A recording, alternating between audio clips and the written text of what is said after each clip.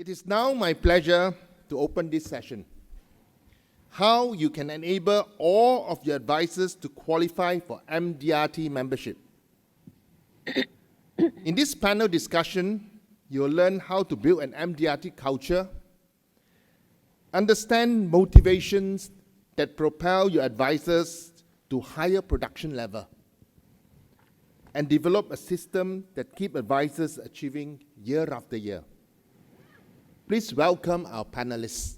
Next, we have a 4-year MDRT Center member with 29-year MDRT membership, Mr. Stephen Yam. Nice one.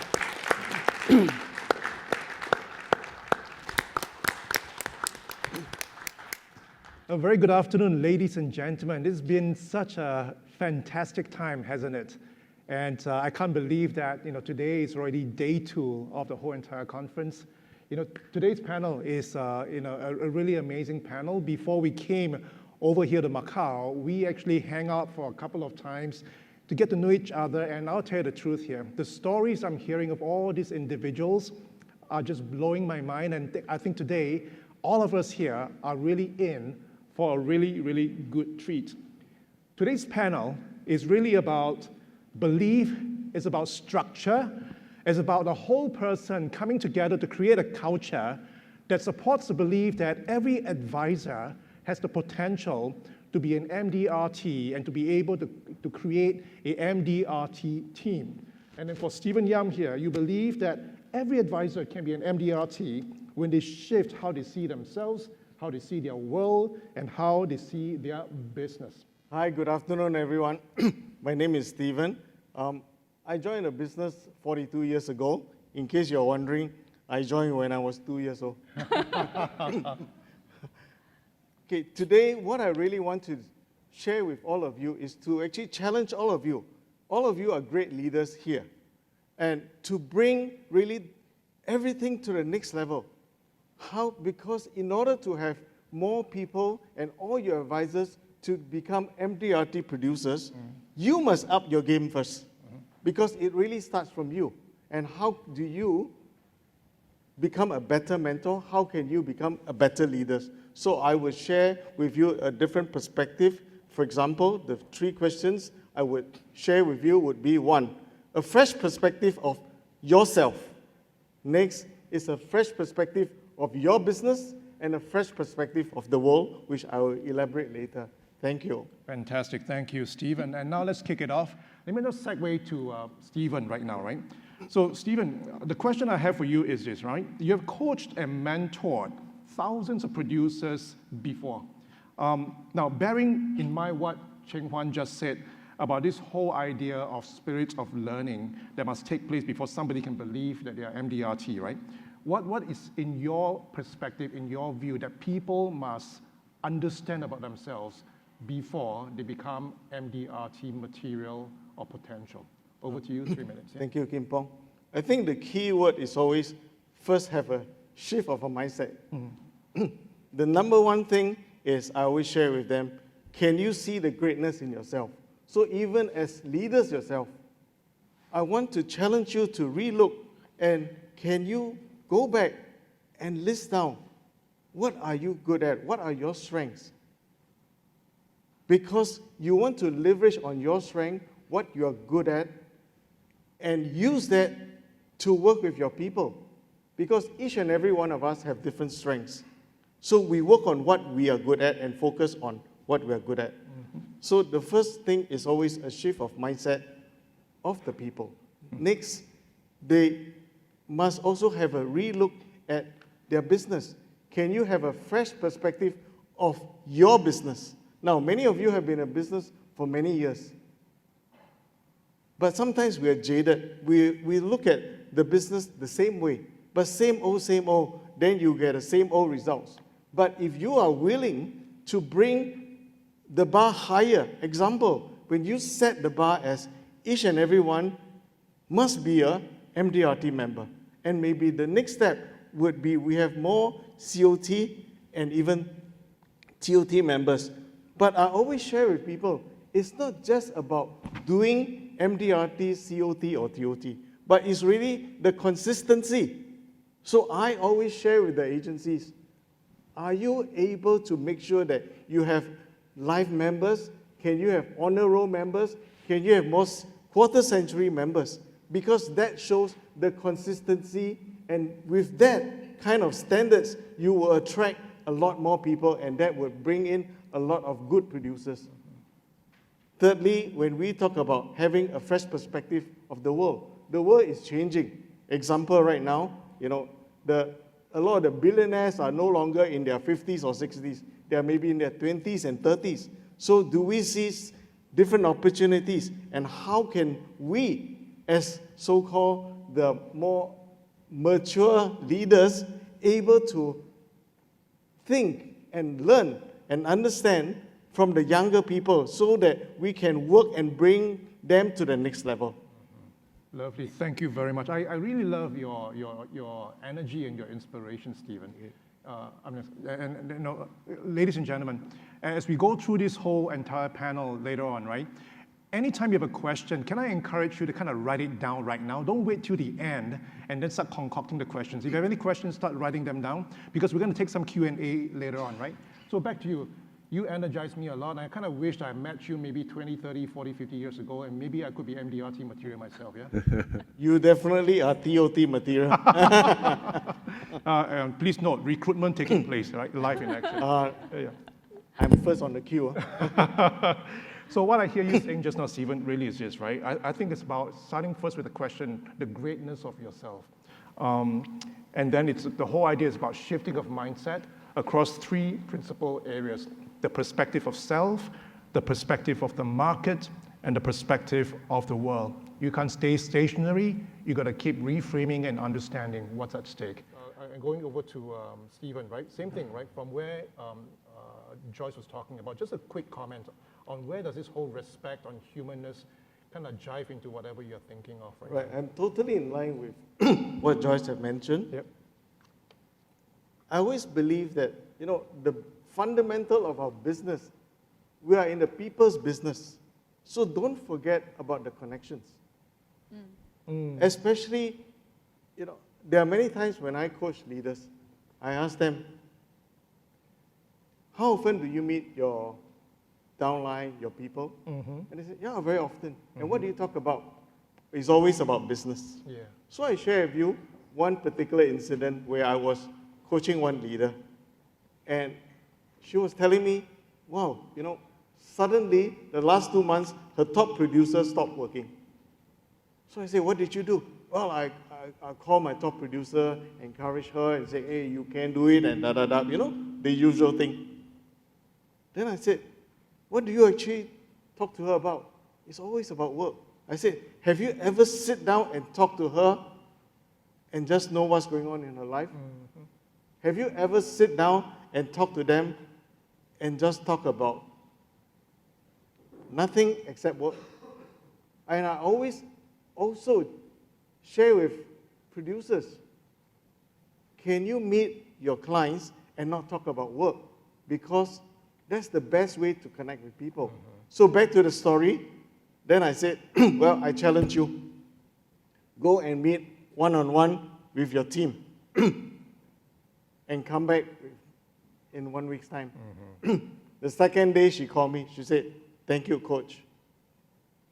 I met up with my top producer, and you know what? Why the top producer stopped working? Because the top producer actually had a miscarriage, and she don't even know about it. You know, we may think, hey, this is something that we would know. No. Or sometimes I also met up with leaders who says, well, you know, I want to keep my private life and their private life and just business. But the fact is that there's no two lives. There's only one life, right? And if things are not working at home and things are not working well in your life, your business cannot do well. So the moment we focus that, just like following up on the whole person concept, if we are doing well, our business will come in. To me, that's the last area that we worry about the business, because when we are well, the business will be well. Thank you very much. And I really like what I'm hearing, right? It's not just about the work, but it's about human connections. And you know, the big aha moment for me is that everybody, hey, we only got one life. You know, can you imagine that? We only got one life. So whatever you're doing, that one life matters. Let me just segue over to Stephen, right? So Stephen, the second question I have for you is this. If someone comes to you right now, how do you identify and address the unique personal and professional challenges that these mentees face when you're guiding them towards the MDRT success? All right, over to you, 2 minutes. Thank you, Kim Pong. I think, first of all, I would always have a one-on-one session with them to really have them revisit their goals. What's their purpose? What's their why? And over time, you realize that your why actually changed. So another challenge I put out to all of you also, are you going to go back and revisit your own why today? Why are you running your agency? Why do you want to bring your agency to a different level? Right? So the moment they're able to connect to their why, then it's always going back to the fundamentals, and the basic is, I share with them, don't be too complicated. Example, if you want to do MDRT, don't think of MDRT every day. Just focus on, can you open one case a day? I'm talking about opening. My focus is always on the activity. Because when you open a case, it's something that you can be in control. But you cannot control closing a case. So imagine if, we are nice leaders. We just have them work 300 days instead of 365 days. If you open 300 cases a year, if your closing ratio is only about 1/3, you already have 100 cases. How can you not do MDRT? Right? And if they want to break from MDRT to COT, well, just move to a different market. Yeah. So the challenges is always to, as leaders, don't think of too complex structures. Just have them, to me, it's about how can you win every day? And by winning every day, able to fulfill their daily commitment, then they would also learn and be more confident over time. The thing that really hit me, I'm not sure whether you guys heard this, ladies and gentlemen, but I think Stephen talked about this really first thing. He said, I think every one of us have to revisit our why. And then he said something else after that, if you recall. Because over time, our whys change. Now, this is really fascinating because sometimes, when you ask a particular agent, why are you in this business? And I guess, I'm here because I want to make $5 million, for example, right? And then you remind the agent 3 years later, you remember what you said to me 3 years ago? And it's like, yeah, that's what I said, but I think that's no longer the same, right? So I think this is a really powerful reframing, right? I think we have to revisit our whys because our reasons change over time. And the second thing I think you said that I think is really important for all of us leaders here in this room to really take note is that we need to focus on what we have and not what we do not have. In other words, I think we need to focus on opening and not on closing, because the opening will set the funnel, will set the pathway and the process and the momentum into the close. So thank you very much on that. Now I just want to add on a little bit why I focus on opening, because you see, agents, when you open a case, you don't worry, they sure would want to go and close the case. The only challenge is that they don't open enough cases. Yeah, thank you. Absolutely, yeah, I think so too, yeah. Stephen, the question I have for you is this. You've been talking about this whole idea of refreshing a fresh perspective. What's your personal hope for how the next generation of MDRT advisors will or can be developed differently? That's a great question. I put a lot of thought in it. One, to go back to the starting point, they must really treasure the work that we do and what does our work really do for the society. I always tell people, over the years, I have done a number of claims, not too many, not all my clients died yet. But, and I'm sure all of you would have the same answer. Have any of your clients who made a claim ever complained, why so much? Never. Right? It's only when you ask them to buy, then they say, why buy so much? Right? So as the new generation, I think they need to really look back and connect to what's the purpose of our business, what are we doing in our work, how are we really helping people from generations to generations. And in this business, I also want to have a fresh perspective for them. You know, many people question, why are we paid so well? And many of them say, well, you know, because we are paid to do the sales, we do financial planning and all that. I tell them, all those are great answers. But I like to share with you a different answer. That is, we are paid to do the things that people don't like to do. And the number one thing is rejections. So we are really paid very well for rejections. So if we look at a mindset of when we go out, we expect rejections, the people will know that this is what's expected. And I would look forward to have rejections because that's where I know the sales will come in. Another thing is that, you know, every 10 people that you see, if only 2 people do business with you, did the 8 people contribute to you? Absolutely. They teach you what you don't know. They help you to have a better presentation. They have you learn how to connect with different people. So I think, especially the younger generation, a lot of them forget about the connection, about the human touch. I think when they also rebuild that into their business and see different opportunities, I think we would have a lot of great producers and people who can do even a lot better. I love that. Thank you very much. Treasure what you do, and we are being paid for our rejections, right? That's a wonderful reframe, right? You're paid handsomely for your rejections, and I like the idea. You speak to 10 people, 2 out of 10 close to you, you make money. But 8 people that rejected you, you don't make money, you make life, right? You make the life of experience, you make the life of knowledge, you make the life of expertise. Thank you very much, panelists. And let me just sum up, and I'm going to bring Paul up to the stage very shortly. When you look at all our 3 panelists here, and we've been talking about the possibility that every advisor can be an MDRT, there's one thing that's absolutely clear about these 3 individuals that's been talking about their pet subjects here. One, it's about this whole idea of a foundational structure. What is the structure? What is the foundation that you need to identify and inject into your company? You're going to make a choice. You're going to make a decision. From the perspective of Cheng Huan, he advocates the structure of organization and process. From the perspective of Joyce, she's advocating for the structure of well-being, the person, respect the individual, not just ROI, but GOI. And last but not least, for Stephen, the master reframer here, right? He basically say, look, create the structure so that you can discover self, you can discover the world, and you can discover the community. So with that, everybody, please give a round of applause to our panelists. And Paul, over to you. Thank you.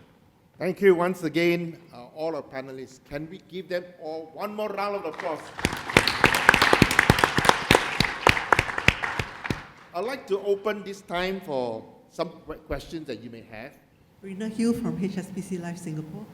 Yeah, as our agency leader gets more towards your age, and you talk about attracting young people, what and how do you keep up and know what younger people want and expect? How do you refresh yourself constantly so you are relevant to the younger people? I guess the question is addressed to Stephen. Yep. Thank you, because she wants to ask the youngest person in the room. Yes, that's right. Thank you. That's right. One, I think, first of all, we ourselves must be relevant. For example, I done my CIAM just last year. I am also finishing my family office certification. So I attend courses and learn new things all the time. Plus, I'm also involved, for example, in the my company's MDRT. I'm one of the key ambassadors there.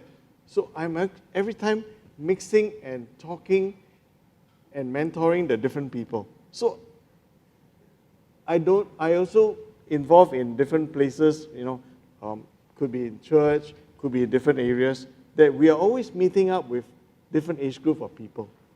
So I think if we continue to keep reaching out to different people, we will always understand what they are thinking and be updated. The key thing is always updated, because we can't be telling our agents and say, hey, last time uncle, this is how I do. He said, it's not going to happen. So we must be updated, even for example, like the AMTC. I done my AMTC about 20 years ago. I retake it because I want to be relevant, right? Because, I'm so good in studies. I am actually a triple science and triple maths student. You know why? Because I repeat all 3 times. Very good. One Thank more you. last questions. Anybody? One last questions. Okay. Hello. Hi. Hi, my name is Kim Teng. I'm from Singapore Manulife.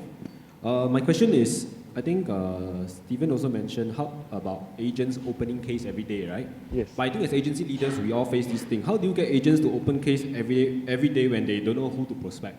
Okay, very cool. It is hard. So hold on, I'm going to pass this question to all 3 panelists here, right? So let's Stephen start, and then we'll go down the line with Joyce being the last one, right? Okay. Right, Okay. go for it. Thank you.